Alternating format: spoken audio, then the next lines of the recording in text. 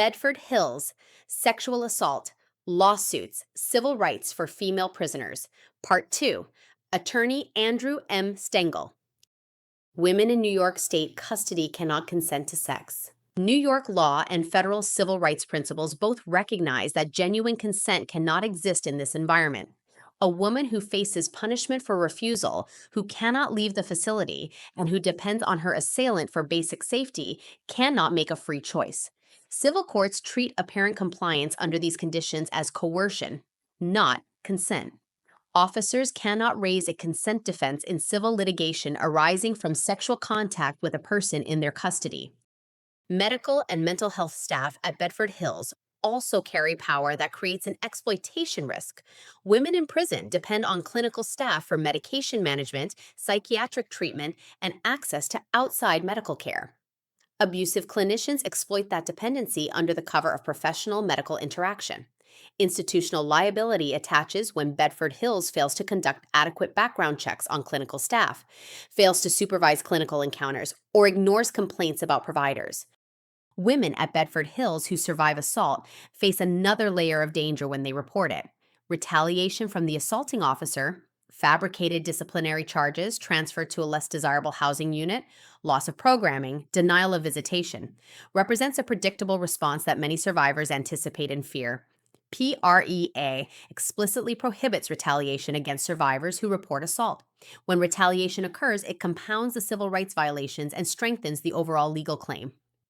Legal claims available to Bedford Hills survivors. Women who experience sexual assault at Bedford Hills Correctional Facility can pursue civil rights claims under 42 U.S.C. Section 1983 for violations of their Eighth Amendment rights.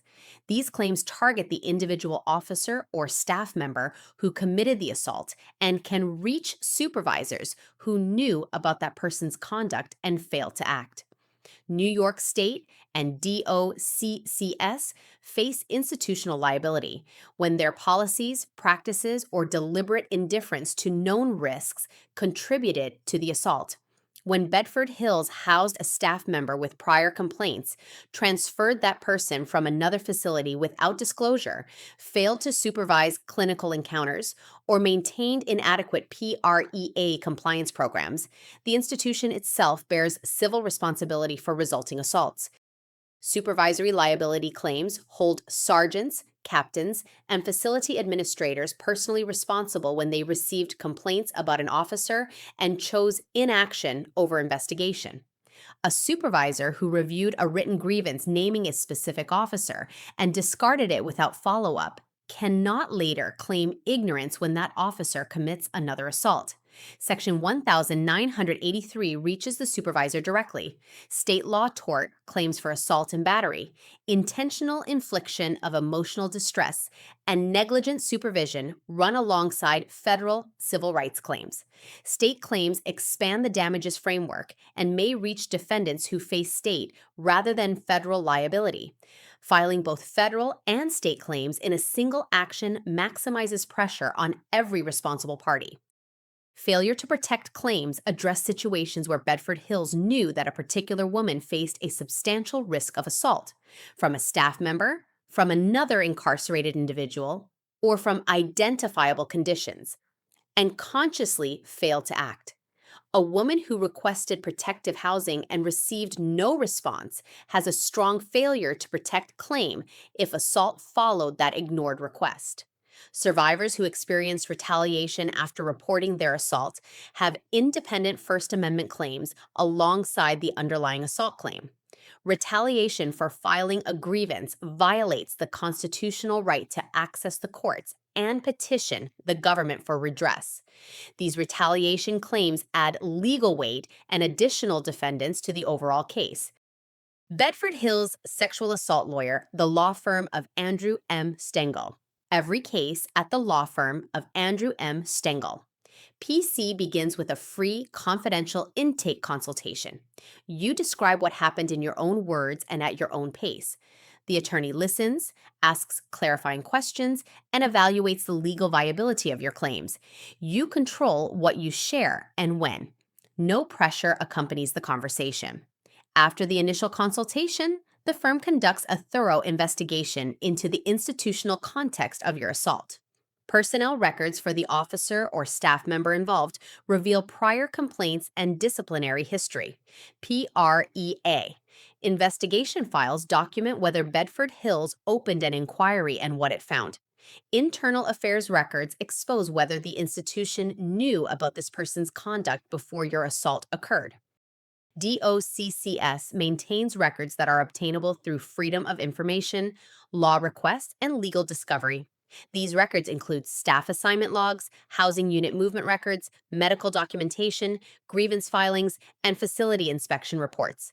The law firm of Andrew M. Stengel, PC, pursues every available record to build a comprehensive, factual foundation for your case. Expert witnesses play a central role in Bedford Hills sexual assault cases. A trauma psychologist evaluates the nature and severity of the psychological injuries you sustained and provides a formal diagnostic assessment. A corrections policy expert analyzes whether Bedford Hills met its constitutional and PREA obligations and where its conduct fell short. A life care planner projects the lifetime cost of appropriate mental health treatment. An economic expert calculates the impact of the assault on your earning capacity after release. The firm handles Bedford Hills sexual assault cases on a contingency fee basis. You pay no legal fees unless your case produces a financial recovery. This arrangement makes experienced civil rights representation accessible regardless of your current financial situation. The state and DOCCS have legal teams and institutional resources. You deserve representation that matches that power. Sexual assault lawsuits against Bedford Hills. Cases against New York state agencies require filing a notice of claim within 90 days of the incident as a prerequisite to commencing a lawsuit. Missing this deadline can permanently bar certain claims. The law firm of Andrew M. Stengel, PC, monitors every applicable deadline from the first consultation and acts immediately to preserve your legal options. Damages available to Bedford Hills sexual assault survivors include compensation for physical injuries, medical and psychological treatment costs, lost earning capacity after release, pain and suffering, loss of enjoyment of life, and emotional distress. Punitive damages are available when the conduct of the individual officer or the institution was particularly egregious. Federal civil rights law also provides for attorney fee awards when survivors prevail, meaning the defendant pays your legal costs on top of your damages. Contact us now for a consultation. You endured something that the law recognizes as a serious violation of your constitutional rights. The distance of Bedford Hills from New York City does not reduce those rights. The length of your sentence does not reduce them. Your legal status as an incarcerated person does not reduce them. The law exists to protect you, and the law firm of Andrew M. Stengel, PC, exists to enforce that protection on your behalf. Schedule a consultation with the law firm of Andrew M. Stengel, PC, by emailing info@stengellaw.com. For more information, please visit our website, stengellaw.com. Attorney advertising. Prior results do not guarantee a similar outcome.